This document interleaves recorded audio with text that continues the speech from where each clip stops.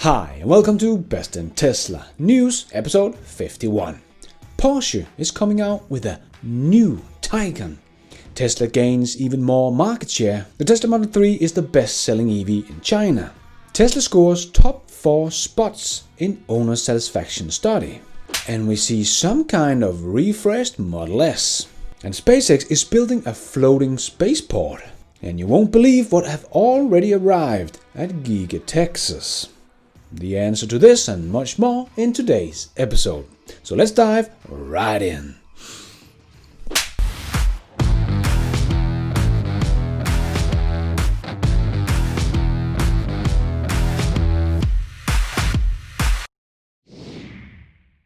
Let's put our living stereo stylus in this groove.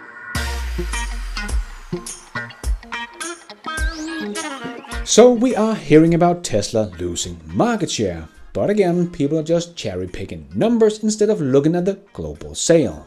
Because then Tesla continues to occupy a larger share of the BEV market, which is rising every year. Thanks to Tesla Model 3 and the growing popularity of the Tesla Model Y, the company continues to dominate the market during the first 3 quarters of 2020, with a 26% share. During the first 3 quarters of 2020, a little over 1.2 million BEVs were sold worldwide. According to the available data, despite the growth in the numbers of companies producing BEVs, Tesla's share in the market has actually grown and continues to grow steadily. This is a major achievement reflecting next-level demand and phenomenal brand awareness. And we do hear a lot of people screaming about Tesla is down in Europe. They are going to get their ass kicked by the big automakers. Well, firstly, Tesla is doing great in Europe. Yes, they are down in Europe in 2020 compared to 2019. But if you remember, we have had a global pandemic, and of course this will be felt in a place like Europe, where we get all of the Tesla cars from overseas. And the factories was shut down for 8 weeks combined, and as Troy Teslike showed on one of his great charts, we can see that Tesla made a big drop in Q2 as the pandemic started, but almost recovered in Q3 and Q4. And every single car delivered in Europe has been shipped from the other side of the world. So to only drop about 8% in Europe in the year of the COVID is amazing, not a failure. Pretty much every automaker has fallen sales in 2020, but combined Tesla has grown almost 40%. That haters and short sellers can call this a bad thing is just mind-boggling, when Tesla is by far the best-selling EV maker in the world. And of course the ability to produce a lot of BEVs, which we still need to see the big automakers do. The total BEVs numbers from the Volkswagen Group in 2020 was only 231,000. That is less fully electric cars than Tesla made in 2018. And we do know that the big boys have shortage of batteries. Why else would Ford delay their Ford F-150 pickup truck to 2022?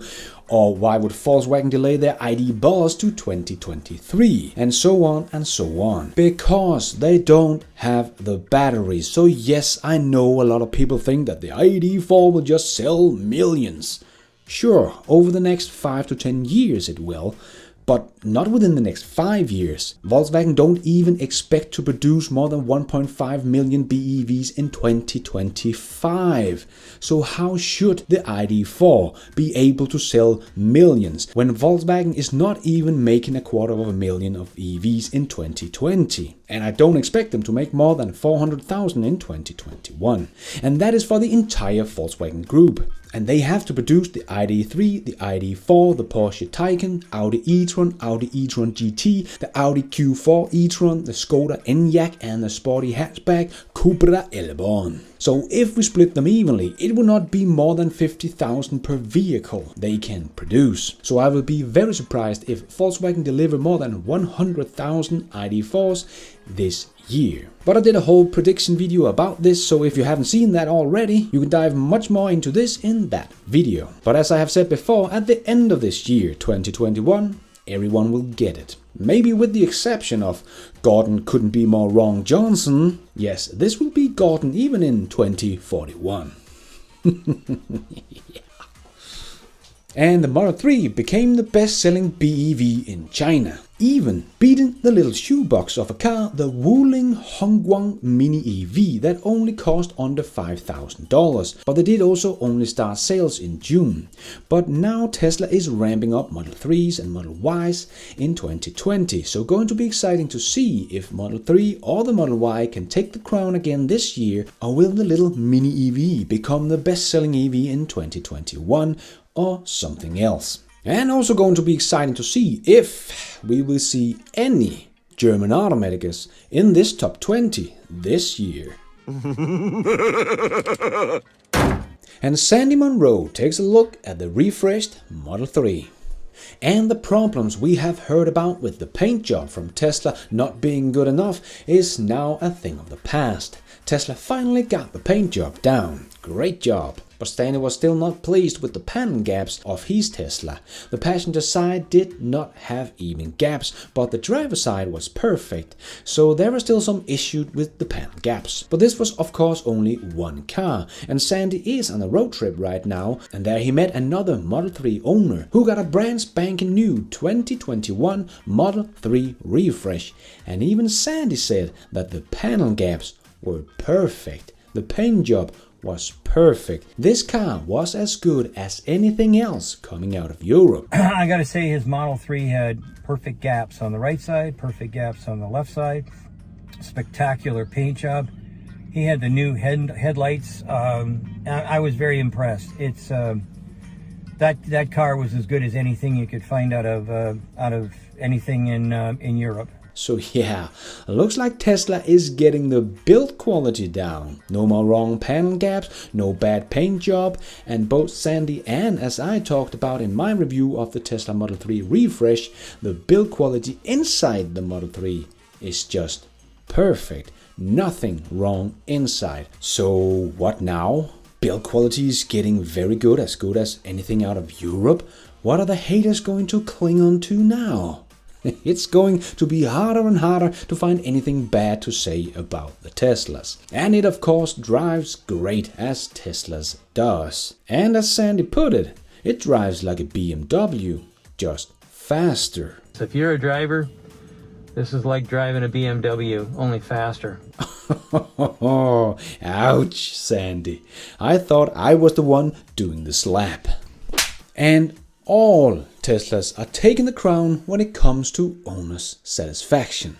Tesla cars are the best example of exactly what an electric vehicle should be, and the pleasure of its owning experience is untouchable. This is confirmed by J.D. Power's EV Experience Ownership Study, in which Tesla makes up for the top 4 spots. The overall EVX Ownership Index score measures electric vehicle owners' satisfaction on a 1,000-point scale in premium and mass market segment across 7 categories: accuracy of state of battery range, available or public charging station, battery range, the cost of ownership, driving enjoyment, ease of charge at home, and vehicle quality and reliability. By the look of it, Tesla knows how to keep customers' attention and delight them with a better ownership experience. Yes, over-the-air update is definitely one of the main features that is keeping me a happy Tesla owner. But Tesla owners just love their cars. And Neil Tyson said it very well. Elon Musk is deeply respected by everyone who works in his company, by anyone who owns a Tesla. People who own Teslas love their Tesla, right? There aren't many cars that have that relationship with their owners. And Porsche makes a new Taycan, but something is not right. Porsche comes with a new Taycan that is kind of Porsche's Tesla Model 3 Standard Range Plus. The specs very similar to the Tesla Model 3. Even the Model 3 Long Range will be able to kick this Taycan's ass. 0 to 100 kilometers in only 5.4 seconds, top speed of 230 kilometers an hour, and it being a Porsche, it is of course twice the price of the Model 3. So why would Porsche make a non-performance model of their Taycan? Do they think they can compete with the Model 3 when it's twice the price, or what is going on here?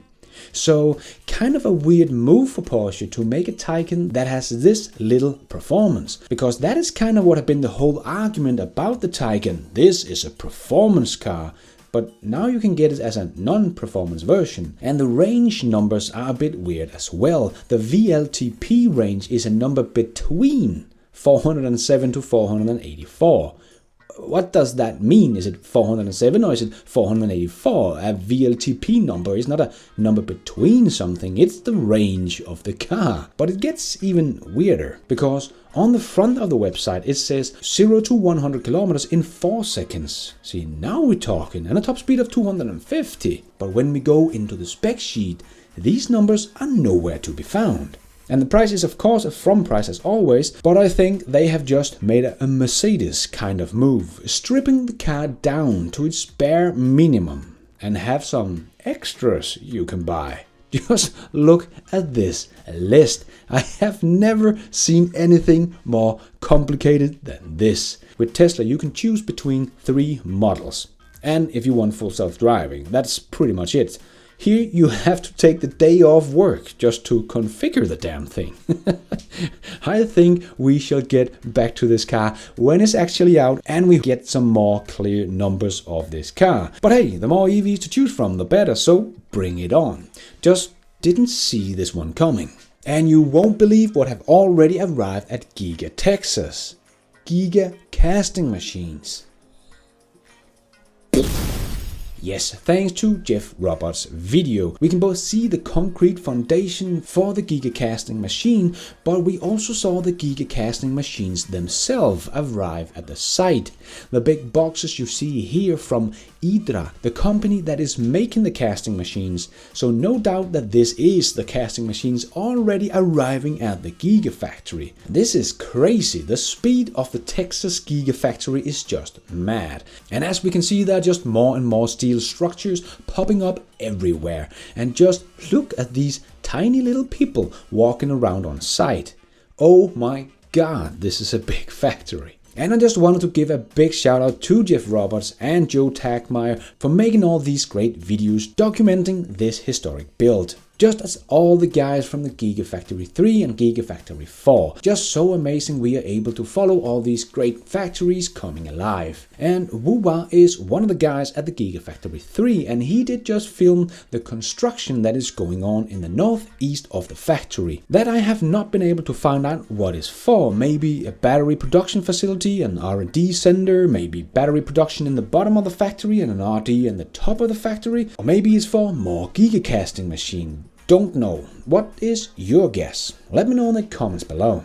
And Tesla's battery production of their own batteries seems to be one of the most automated in the industry.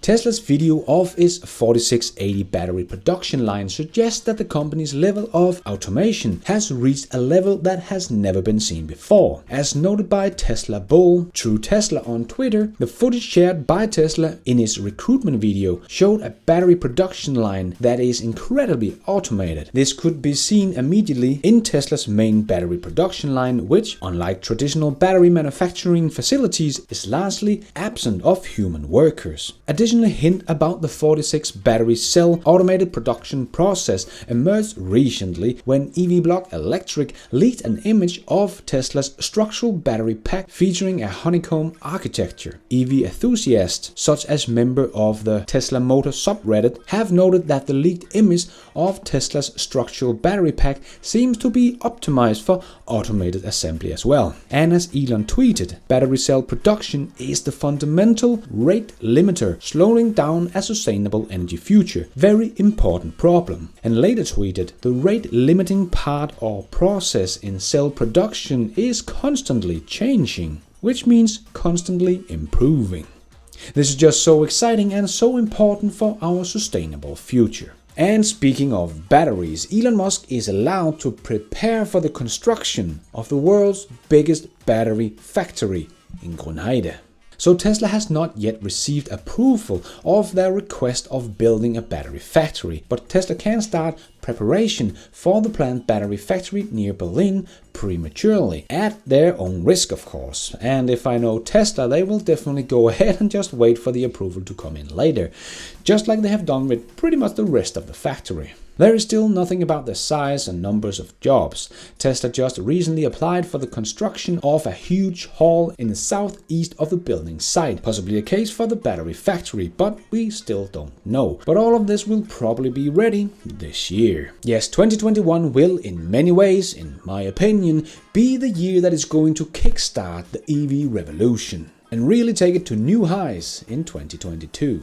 And as we have talked about before, Norway is showing us the way. Norway can do this faster because they are a very rich country and have a government that wants to spend a lot of money on incentive to push the electrification of the transport sector. But every country will follow, just in many different paces. But I do think this will happen much faster than people think. People tend to get disruptive innovation wrong because they think it will go in a linear trend. But disruptive technology never does. It always comes in an S-curve. But not only that, the technology that it is disrupting will also do an S-curve just the other way. And that will fuel the new technology even faster, because no one wants the old technology anymore. And that is exactly what we are seeing in Norway. And this chart that Chamath tweeted shows just that. The technology in Norway is just about to make their S-curve move, and the rest of the world will follow.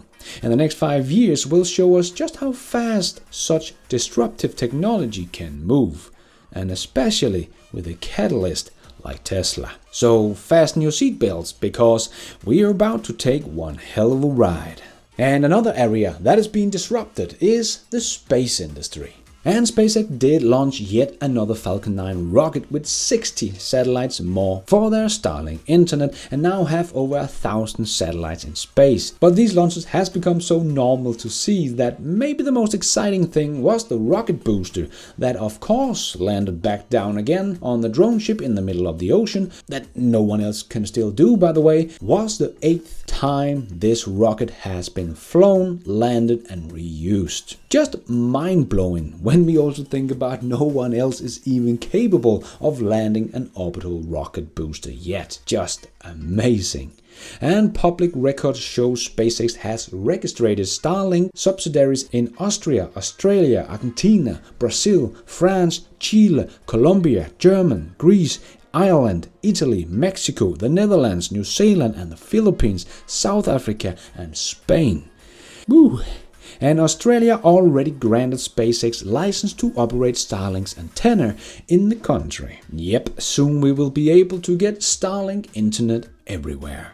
And SpaceX did acquire 2 former oil rigs to serve as floating Starship spaceport, so SpaceX can launch rockets offshore. Just nuts. This will be a truly cool sight to see these rockets take off on a floating spaceport. Can't wait. And can't wait to see the SN9 fly as well. But SpaceX unfortunately had to change the Raptor engines on the spaceship, so it's a little delayed. Hopefully we will see it fly on Monday. And SpaceX is also going to make a new record of most satellites on one rocket, that is currently 104 satellites. But SpaceX small rideshare service will launch a lot of small satellites into space together with their own Starlink satellites on this mission called Transporter-1 that will carry 143 small satellites. In other words, SpaceX will beat the old record of 104 satellites on a rocket by 42%. So much cool stuff going on at SpaceX. And let's squeeze the last small news topics into this show. Yes, it's time for the Tesla Shorts. Volkswagen's Herbert Diess has now come on Twitter, the same week as I made a video about the ID.4 compared to the Model Y, and many did retweet my video to Herbert Diess. So yeah, welcome to Twitter, Herbert. Twitter is a war zone. If somebody's going to jump in the war zone, it's like, okay, you're in the arena, let's go. And speaking of Volkswagen, they face fine of over 100 million euros after missing European CO2 target in 2020. Ouch. Herbert did blame the pandemic and think they will meet the target in 2021. And Tesla is moving closer to opening an office in India. At the moment, the company is choosing a place where it will start its official activities in the country. And it is reported that Tesla has booked a place in Bangalore with flexible office provider Office to register its office in India. And if you're looking for the Model S refresh, look no further. A Tesla Model S electric sedan was turned into a 2-door convertible by luxury Italy design house Ares. That has to count as some kind of refresh, right? Nice.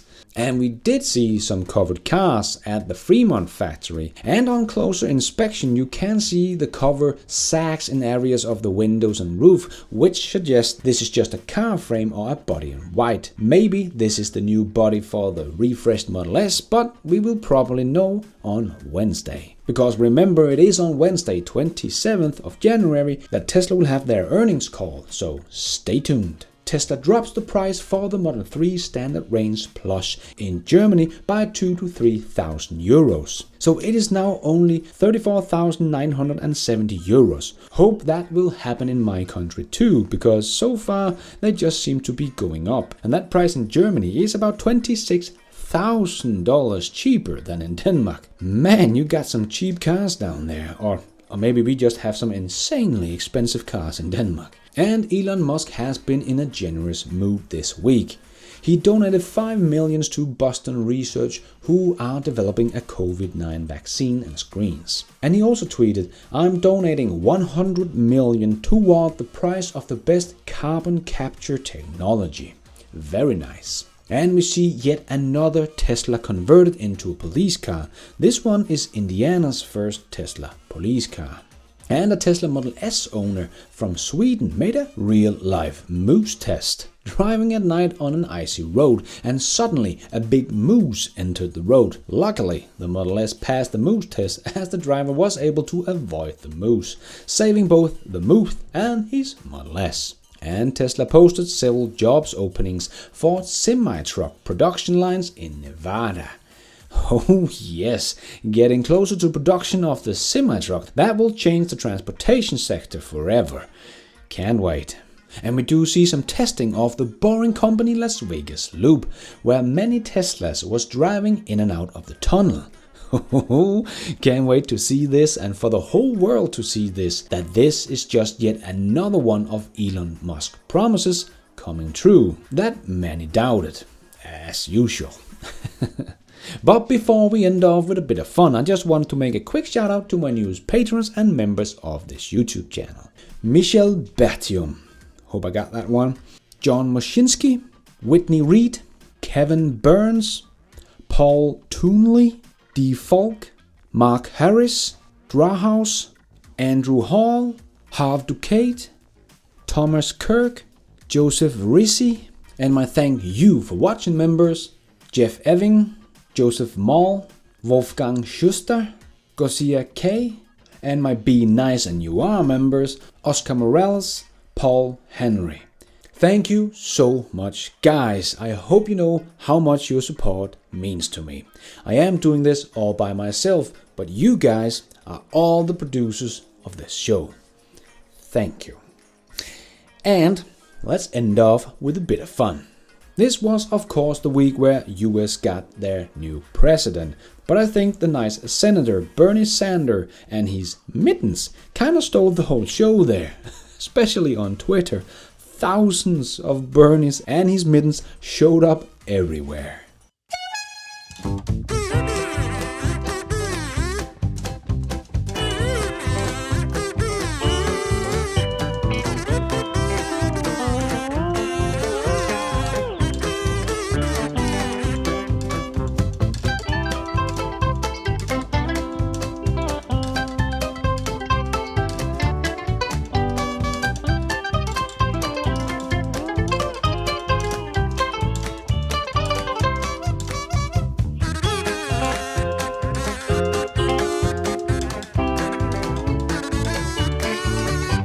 That is all we have time for in this news show. Hope you enjoyed it. If you did, don't forget to hit that like button. It really helps out this video a lot. And if you did like it, maybe you want to hit that subscribe button and notification bell so you don't miss out on future videos just like this one.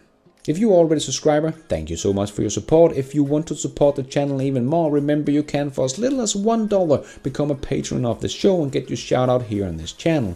You can also become a member of Best in Tesla YouTube channel and get shout outs and some extra perks hit the members button to find out more. But going forward, I will make more videos available for Patreons and members only, so don't miss out. And don't forget to follow me on Twitter. I tweet all the news and more in there as it comes out. And check out the merch store to support this show and get some merchandise. And now it's also possible to support this show without buying anything, becoming a member or a Patreon. There is a link to a donation option in the show notes. And thank you for watching. And until next time, take care out there and be nice.